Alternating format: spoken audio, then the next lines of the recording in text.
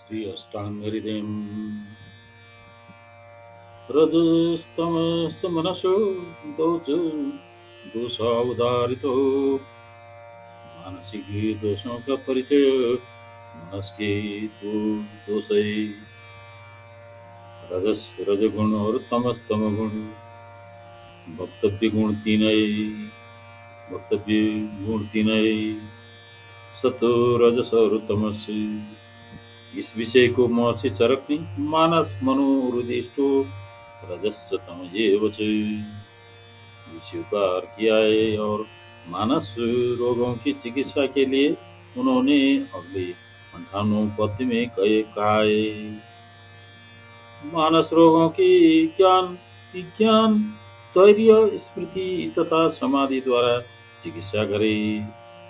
इस विषय को आप नियत तत्वनुबंधो रजस्तमसो परस्परम न रजस्कं तमं प्रवर्ते न रजस्कं तमं प्रवर्ते अर्थात कामादि मानस रोगों तथा ज्वर आदि शरीर संबंधी रोगों का कदाचित परस्पर अनुबंध हो जाता है, परंतु रजस और तमस का परस्पर अनुबंध होना निश्चित ही है, क्योंकि तमस रजस के बिना प्रवृत्ति ही नहीं होता है। ये दोनों कभी भी एक दूसरे का साथ नहीं छोड़ते और सत्वगुण सर्वदा निर्विकार है। तो वह सत्वगुण मानसिक आरोग्यों को देने में कारण है। अष्टांग संग्रह में भागवत ने सत्वरजस तमस को महागुण कहा है। अतः ये तीनों कारण रजस तथा शुक्र बीज में भी रहते और कार्य गुण में भी रहते। अतएव इनके विषय में भगवान तनंतर ने सुश्रुत से कहा है, देखा है। सत्व रज तमस की निरुक्ति सत्व अस्ति इति सतो भाव सत्वम् अस्तित्व युक्त रजस रंजीति अनेन इति रज राग आसक्ति वा तमस्ताम्याति अनेन इति तमं विनाशकारक प्रधान गुण। रजोगुण तथा तमोगुण का वर्णन करते हुए महर्षि पुनः पुनर्वसु ने कहा है, सृष्टि के समय पुरुष अव्यक्त अवस्था से व्यक्त अथवा व्यक्त अवस्था में आता है और पुनः प्रलय काल में व्यक्त अवस्था में अव्यक्त अवस्था में चला जाता है। इस प्रकार बंधन के कारण रजस तथा तमस गुणों से युक्त पुरुष संसार चक्र से समान घूमता रहता है। रोगी की परीक्षा दर्शन देखना, स्पर्शन हाथ आदि से छूकर देखना तथा रोग संबंधी विविध प्रश्न पूछकर रोगी रोगों से पीड़ित शरीर वाले की परीक्षा करनी चाहिए।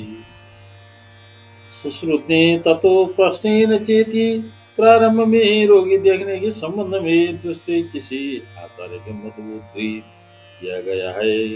दूत लक्षण शकुन तथा मंगल की अनुकूलता होने पर रोगी के घर जाना चाहिए।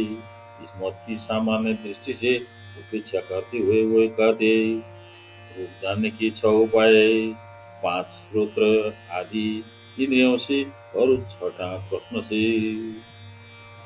आचार्य पुनर्वसु रसना इंद्रिय के परीक्षा का विषय किसी को नहीं मानती। देखे रसम रसानमो रसानुमित अर्थात रोगी के शरीर का रस यद्यपि रसना इंद्रिय द्वारा ग्रहण किया जा सकता है, परंतु उसे अनुमान से जाना लेना चाहिए। इसका प्रत्यक्ष उपाय से ग्रहण करना उचित नहीं है। अतएव रोगी से पूछकर उसकी मुख का स्वाद कैसा है जान लेना। जो यदि रोगी के शरीर से हट गई हो तो रोगी की शरीर को निरस समझ ले। प्राय साफ सुथरे परिवार के रोगियों में यह लक्षण नहीं पाया जाता, तथापि रोगियों के शरीर में यह लक्षण दिखलाई देता है। क्योंकि बार बार शरीर पर बैठने से शरीर की मधुरता समझे रक्त पित्त रोग में निकलने वाले रक्त की परीक्षा क्या, यह जीव रक्त तो नहीं निकल रहा है। इसके लिए उसी कुत्ते या कौवे के समान डाले, यदि प्राणी खा ले तो उस जीव रक्त समझे, अन्यथा रक्त पित्त का दूषित रक्त समझे। इस प्रकार अन्य रसों का भी अनुमान कर लेना चाहिए। यह 22वां पद्य 11:45 में अविकल द्रष्टव्य है।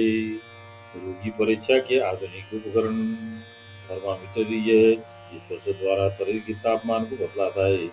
ये इसमें बातचीत कफ दोषों को बतलाने की क्षमता नहीं है। स्टेथोस्कोप यह श्रोत्र इंद्रिय का प्रतिनिधित्व यंत्र है।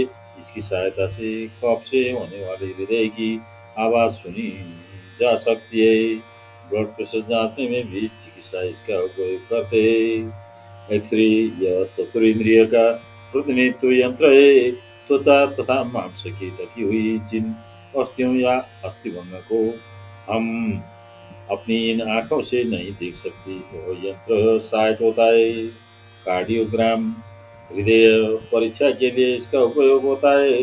जो हृदय क्या कह रहा है उसे ये टेढ़ी सीधी रेखाओं द्वारा निर्दिष्ट कर देती है। तदनुसार चिकित्सा उसकी चिकित्सा करते हैं। सांगतराचार्य ने 3 प्रकार के देश भेदों की चर्चा इस प्रकार की है। बहुदकनको वनदोनुपः ककुमारुतरोगवान् जाङ्गलो अल्पाम्बुज साखी च पिता शृङ्गारुक्तो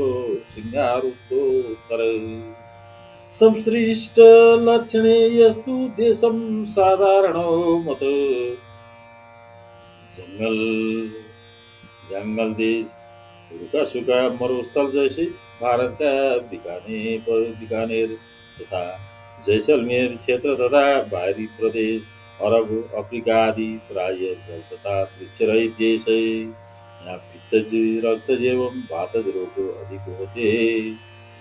आनुपदेश विपुल जल तथा पर्वतों से युक्त देश जैसे आसाम, ब्रह्मा तथा बंगाल की खाड़ी, नदी नालों से व्याप्त भूप्रदेश, यहाँ कवच तथा वातज रोग आदि अधिक होते। साधारण देश इसमें बाधा आदि सभी दोष सम रहते, अतः ये यहाँ अधिकांश रोग नहीं होते। फलतः यहाँ के निवासी अन्य देशवासियों की अपेक्षा स्वस्थ सुंदर सुंदर शरीर वाले तथा निरोग रहते, जैसे उत्तर प्रदेश पंजाब आदि के निवासी। क्षीणाध्यावस्था कालो भेषजो कृत काल के भेद आयुर्वेद में काल 2 प्रकार का माना जाता है, क्षीण अर्थात प्रातकाल तथा सायंकाल, और रोग की अवस्था अमावस्था एवं जीर्णावस्था। इन दोनों कालों के अनुसार भेषजों की चिकित्सा का प्रयोग किया जाता है। वक्तव्य उस साहित्य में क्षण शब्द दिन के विभाजन या प्रमाण के प्रयुक्त होता है। दूसरा यह काल विशेष का भी सूचक है। क्षणादि यहाँ आदि शब्द से लव 36 निमेष का समय, त्रुटि 2 क्षण का, ये 2 क्षण ये या ये क्षण के चतुर्थांश के बराबर काल, मुहूर्त 12 क्षण का 48 मिनट का समय, याम पहर या 3 घंटे का समय, अहोरात्र 24 घंटे का समय, एक दिन रात, पक्ष 15 दिन मास, 30 दिन ऋतु 2 मास का समय, अयन 6 मास का समय तथा वर्ष से 12 मासों का ग्रहण कर लेना चाहिए। इस काल वेद का प्रयोग शास्त्र में इस प्रकार देखा जाता है, जैसे प्रातकाल वमन कारक औषधियों को देना चाहिए, मध्याह्न में विरेचन करना चाहिए, फिर कुछ समय रुककर बस्ती का प्रयोग करना चाहिए आदि। इसके पहले जो देश भेद की व्याख्या की गई थी तदनुसार विचार कर, अर्थात यह किस देश का निवासी है, इसका आहार विहार रहन सहन कैसा है, इसे क्या साम्य होगा, क्या असाम्य होगा, यह सब विचार कर तो चिकित्सा करनी चाहिए। अतएव आगे औषध प्रयोग की चर्चा प्रस्तावित है। शोधनं समनं चेति समसादौ सदम दिदा। औषधि की वेद संक्षिप्त रूप से औषधि चिकित्सा दो प्रकार की होती है। शोधन अर्थात वमन विरेचन आदि विधियों से दोषों की निकालना शोधन कहा जाता है, और समन अर्थात उगड़े हुए बात आदि दोषों को शांत करने की औजार। वक्तव्य शोधन चिकित्सा से बढ़े हुए दोषों को निकाल दिया जाता है, एवं समन चिकित्सा द्वारा बढ़े हुए दोषों को शांत कर दिया जाता है। आयुर्वेदोक्त समस्त औषधों का समावेश शोधन तथा समन औषधों में जाता है। उक्त श्लोक में जो औषध शब्द का प्रयोग हुआ है, यह इसका अर्थ है। चिकित्सा देखिए के द्विविधोपक्रमणीय नामक 14 अध्याय को भी इस प्रसंग में दिखे। शरीरजानां दोषाणां क्रमेण परमौषधम् वस्ति विरेकोपमनं तथा तैलं घृतं मधु। शारीरिक दोषों की चिकित्सा शरीर संबंधी दोष की उत्तम चिकित्सा क्रमशः इस प्रकार है। वात दोष की चिकित्सा वस्ति प्रयोग, पित्त दोष की चिकित्सा विरेचन प्रयोग तथा कफ दोष की चिकित्सा वमन प्रयोग है। तथा वात दोष में तैल, पित्त दोष में घृत, वात दोष में तैल, पित्त दोष में घृत और कफ दोष में मधु का प्रयोग उत्तम समन की चिकित्सा है। वक्तव्य उक्त श्लोक द्वारा शारीरिक दोषों की संक्षिप्त चिकित्सा कही गई है। इनका विस्तृत विवरण आशु अध्याय 16 में स्नेह विधि, 18 में वमन एवं विरेचन विधि, 19 में वस्त्र विधि को कहा गया है। अष्टांग हृदय का यह सूत्र स्थान है। आर्ष आयुर्वेदीय संहिता ग्रंथों का यह प्राचीन विषय विभाग क्रम रहा है।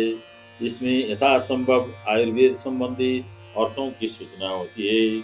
इसमें आयुर्वेद के सूत्रों को मणियों की भांति गुथा गया है, और इन्हीं सूत्रों की अगले अध्याय का स्थानों में विस्तृत व्याख्यान करने की इसमें प्रतिज्ञा की गई है। अतः इसे सूत्र स्थान कहा गया है। अतएव उक्त 25वां पद्य इसका एक उदाहरण मात्र है। अष्टांग